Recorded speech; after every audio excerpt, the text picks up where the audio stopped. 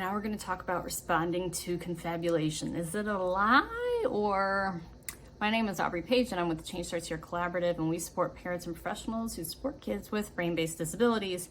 Confabulation is a crazy sounding word, and if you know what it is, you know what it is, and if you don't, you're like, huh? But it could be the answer to some of your concerns at home. Often when I'm talking to parents about what their parent trigger is, it's very often lying. So let's talk about what lying could be. Lying could be, I am making a choice to be deceptive. But lying could also be, my brain told me something that is different than reality.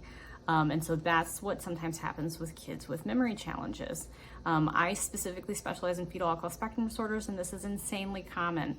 With individuals with FASD, they have a really hard time with their short-term memory.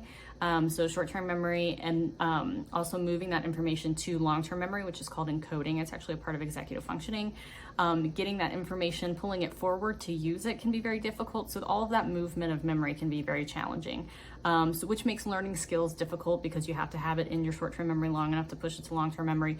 It's very complex, but one of the things that can happen is if you don't have great short-term memory, then somebody can ask you a question about something and your brain wants to have an answer. It always wants to have an answer. And so you're gonna not pull from what your brain actually remembers because it doesn't remember. It's gonna pull from something else. It could be an old memory, it could be your imagination, but confabulation is pulling that other random memory, your brain filling in the gap.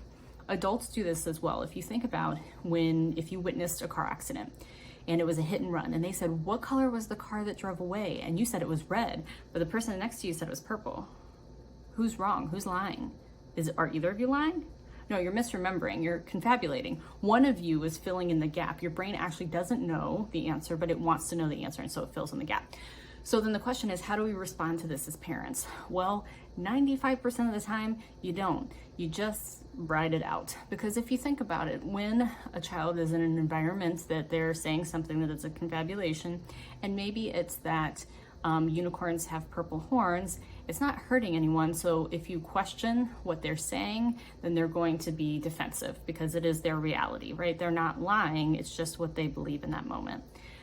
There are other times when there are safety concerns at play, and so you do need to challenge what they're saying, but there are a couple different ways to do it.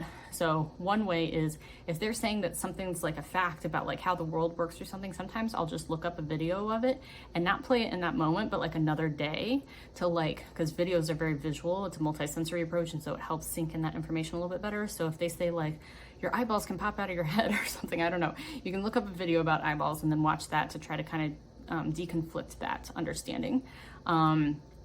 If it is something that they're saying that you really want to get down to the root of, don't keep asking them questions in the moment. You can ask curious, open-ended questions like, oh, that sounds really interesting. But I would at another moment say, remember that story you were telling me the other day about the ice cream? Can you tell me that again? Really interested. And that gives their brain the time to not be defensive and dig into what they want, what they're remembering at that moment, right? It gives it an opportunity to try to pull up what it does actually remember. So not putting the brain in a position to be defensive.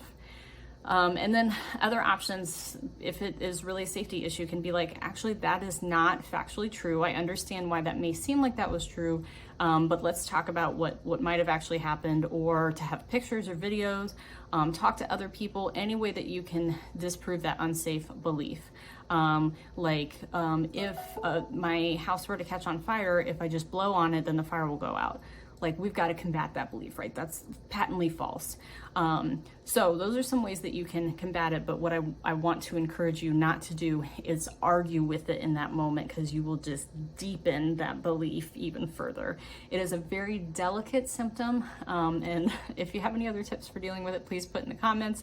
But we definitely don't want to put our kids in a position where every time they're speaking, we're questioning the validity of that. So how do we step back as parents and not seeing it as lying, but seeing it as a symptom of neurodiversity? Okay, we will see you next week for our next tip.